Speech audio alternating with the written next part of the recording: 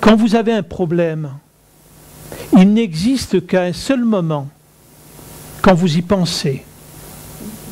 Dès que vous cessez d'y penser, il n'existe plus. Regardez dans votre vie, entre votre naissance et aujourd'hui, le nombre de fois que vous êtes inquiété, que vous avez eu peur, etc., etc. Aujourd'hui, vous vous en souvenez même pas. Et pourtant, sur le moment, c'était une catastrophe peut-être. C'en était une, effectivement. Parce que vous l'avez vu comme une catastrophe. Parce que vous avez pensé que vous deviez être celle qui règle tous les problèmes. Avec l'idée que si dans votre vie vous ne faites rien, il ne se passera rien. Et c'est tout ça le faux. Eh oui, mais effectivement, c'est beaucoup plus facile d'aller faire du yoga pour être plus souple. Quand c'est des modes de fonctionnement profonds, les libérer, c'est pas facile. Parce que le problème, c'est que tant que vous ne vous donnez pas une véritable valeur, tant que vous n'êtes pas consciente que votre nature, c'est la conscience individualisée et non la matière, tant que vous n'en avez pas la certitude, vous restez au niveau de vos 5 sens. Parce qu'on n'a pas de valeur. On est inestimable. La conscience que nous sommes est inestimable. Dans les 2 sens du terme. Comment peut-on donner de la valeur à la pure conscience? Quelle valeur vous donnez à l'air? Non, ça, c'est pas une valeur. Vous me dites qu'il y a un moyen. Vous n'en savez rien. C'est pareil. Ce qui vous anime, c'est la même chose. Vous êtes un courant d'air intelligent, si on peut le dire comme ça. Donc, il faut arrêter ce regard égocentrique sur nous, se juger, se critiquer, se valoriser, se dévaloriser. Il faut s'oublier. C'est pas être dans le déni de soi, mais c'est s'oublier. Il y a arrêter d'être dans l'injonction de tout le temps se maltraiter en voulant toujours faire mieux, en voulant toujours s'améliorer, ce qui ne fait que nous dire qu'une chose, c'est qu'on n'est pas bien. Il faut s'oublier. Et quand on s'oublie, c'est la vie qui agit tranquillement à travers nous, ce qu'elle fait, tout le temps d'ailleurs, mais là, au moins, on la laisse passer. On ne fait pas obstacle. C'est juste ça, ce que nous propose la vie. Et si on regarde... non, c'est juste ça. Je n'ai pas dit que c'était facile, hein. Mais si on prend les paroles de Jésus, ça fait 2000 ans, et malgré tout, on ne les entend pas. Quand il dit « viendront à moi les petits-enfants », c'est simple, regardez, quand il y a un petit enfant de 6-7 ans, par exemple, qui est dans un contexte aimant, il ne se pose pas de questions. Il ne se pose pas de questions sur la vie. Il ne se pose pas de questions de quel est le sens de ma vie. Rien du tout. Il est là, présent, joyeux, aimant. Il faut retrouver cette innocence en conscience. Les 2 autres paroles, aimez-vous les uns les autres, tels que je vous ai aimés. Et en fait, la clé, elle n'est pas dans aimez-vous les uns les autres, c'est tel que je vous ai aimés, c'est-à-dire sans jugement, sans limitation,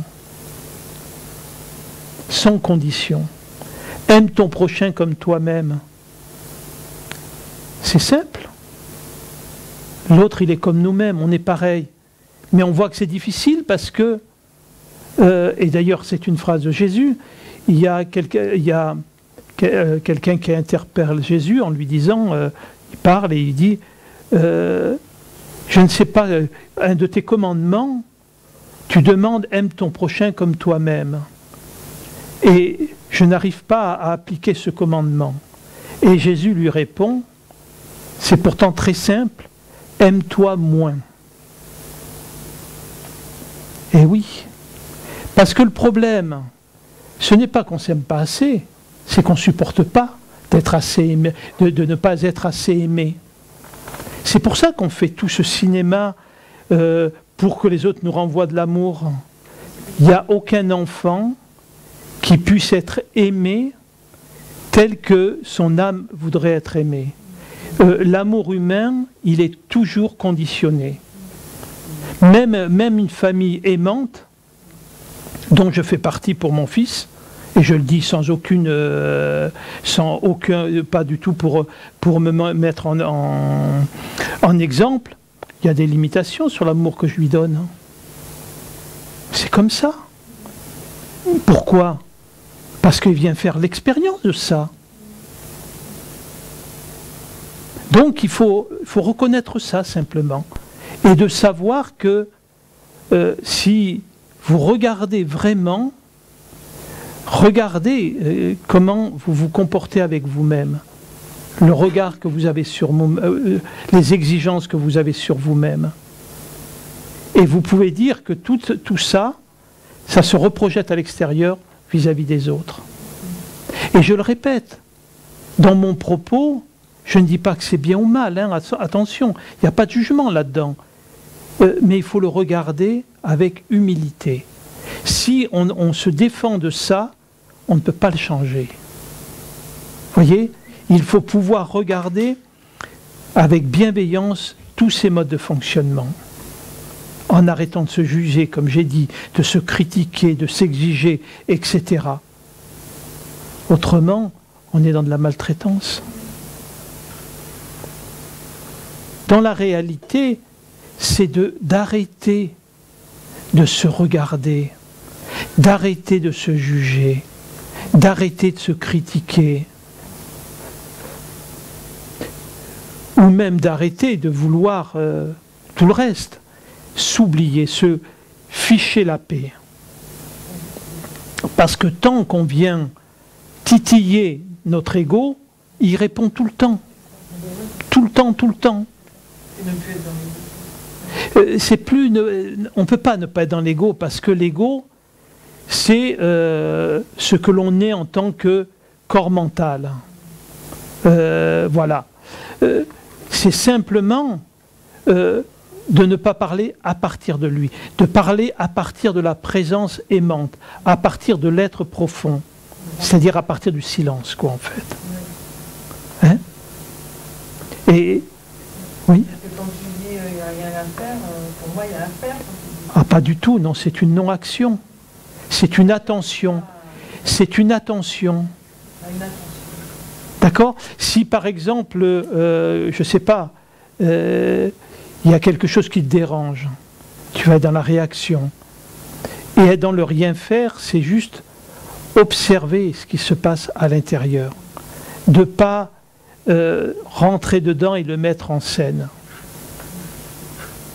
D'accord? Que ce n'est pas installé, c'est toujours dur, parce que nos schémas sont faits de telle sorte qu'ils sont paresseux. Et on fait par habitude ce qu'on a l'habitude de faire. À un moment, on ne peut pas parler d'autre part. Mais il faut du temps pour qu'un paradigme change véritablement. Et c'est en ça que je parlais de rectitude, de discipline. Oui, il faut le faire avant. Ah oui, parce que si c'est le faire une fois de temps en temps, il ne faut pas que ça soit du contrôle non plus. Effectivement, c'est pas... la clé, c'est de rester dans le vivant. C'est pas d'essayer de maîtriser son émotionnel.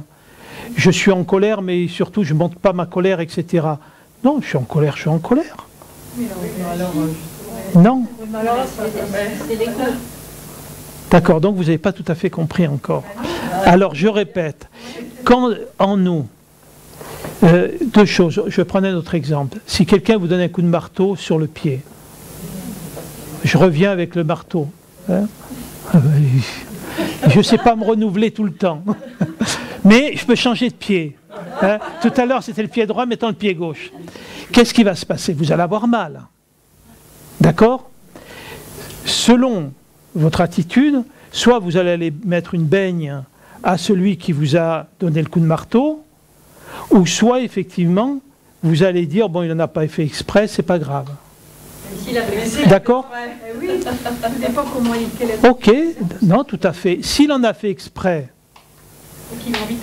si vous allez lui faire une baigne, vous risquez de prendre un autre coup de marteau. Donc, dans ce cas-là, vous rentrez dans la colère, dans la violence, etc., ça va enclencher quelque chose.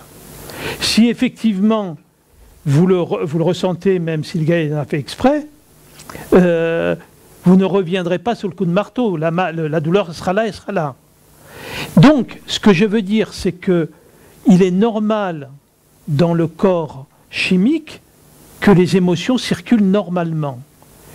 On peut ressentir de la colère, et c'est normal, mais si on ne s'associe pas à la colère, on n'est pas en colère. On voit l'émotion de colère et on la laisse passer. C'est juste ça.